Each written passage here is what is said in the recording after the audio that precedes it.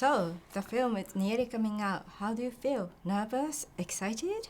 Oh, that's a good question. I've never been asked that question before.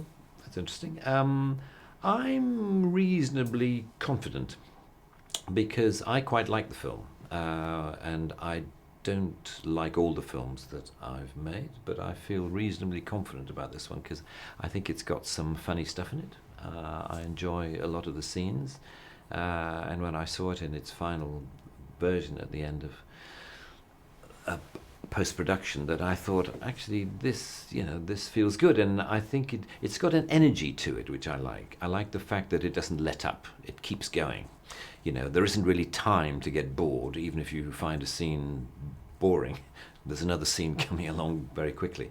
Whereas I think the first two movies, there are some bits that are definitely too long, in my opinion. But I like the energy of this film. So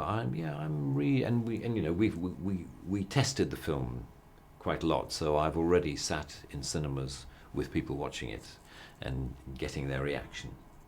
And on the basis of that, I think it'll work. Wow.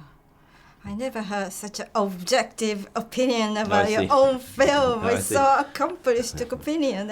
Oh well, no, I think about these things a lot.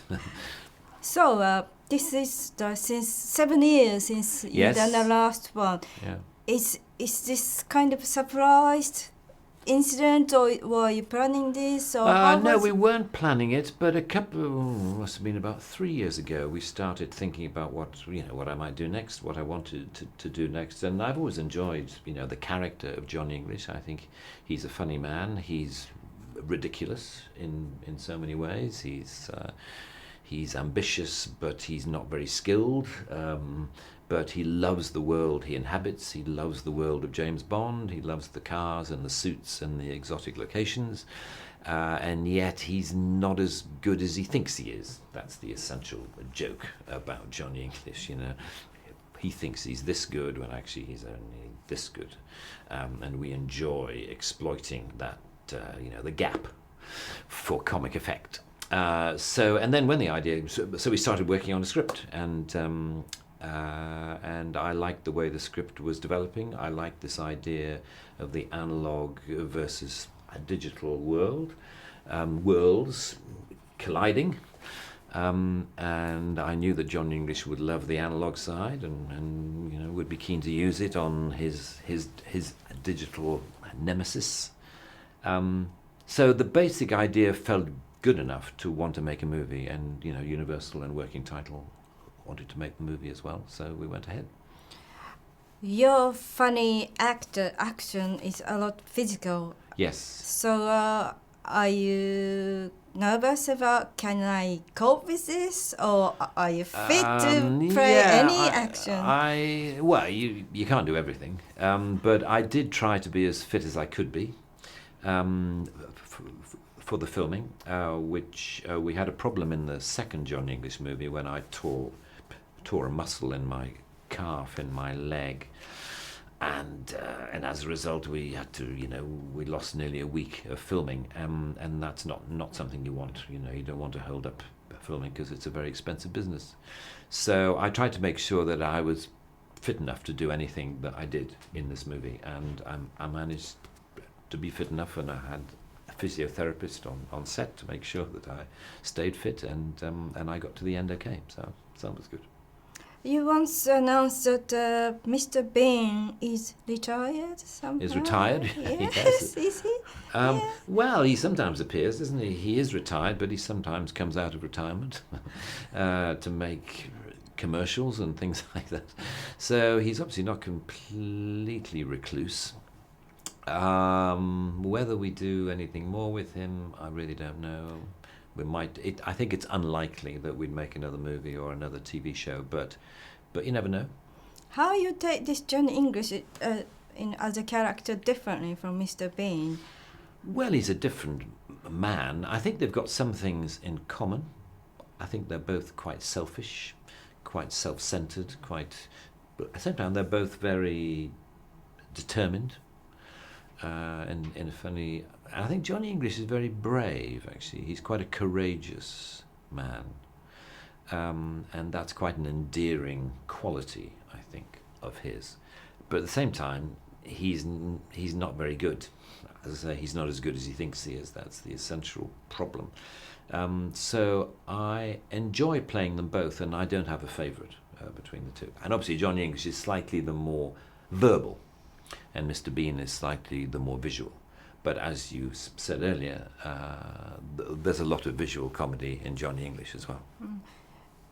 Both characters lived very long time as a character and been loved by many audience all over the world. Why do you think? What's the secret? I don't know. I always thought that the secret of Mr. Bean was that he was a child, is that he's a child trapped in a man's body. And I think children are clearly the common factor that all civilizations share. And I think children are much more like each other across different cultures than adults. Adults grow to be like their culture and like their world, whereas children are far more similar. And if you can capture those childish characteristics, a sense of fun, and a childishness, but a selfishness and all those things that children are, then I think you have a universal template. Johnny English is less of a child, but at the same time, he exhibits human frailty, really, human weakness. It's the thing that we could all imagine ourselves being a spy, and yet we know that, like Johnny English, we probably wouldn't be very good at it, or we wouldn't be as good as we'd like to be. And so I think you identify with Johnny English as someone who's almost bound to fail, and you enjoy, and it's funny to watch him failing. But I think there's a bit of you that thinks, oh yeah, that could happen to me. Do you think is there any new John English in the future? Is there any possibility? There's always a possibility. As I say, I think it's unlikely, but you must never say never, so I'm not saying never. This is for the Japanese TV. So I heard you've been to Japan? Twice, yes, but just to sell movies like I'm doing now. Yeah, I've never been on holiday to Japan. So did you have any opportunity to see what it's like to be there? Any memories? No, I was in the middle of Tokyo and then I flew back. So I didn't see the country at all. But in truth, the country fascinates me because I think it's a very, very interesting place. I mean, obviously, it's a very difficult place for someone who doesn't speak Japanese or understand the Japanese to be or to travel in, I suspect, although I'm sure it could be arranged. So I would like to go on holiday, to go on a trip to Japan, but I've never done it. ジョニー・イングリッシュアナログの逆襲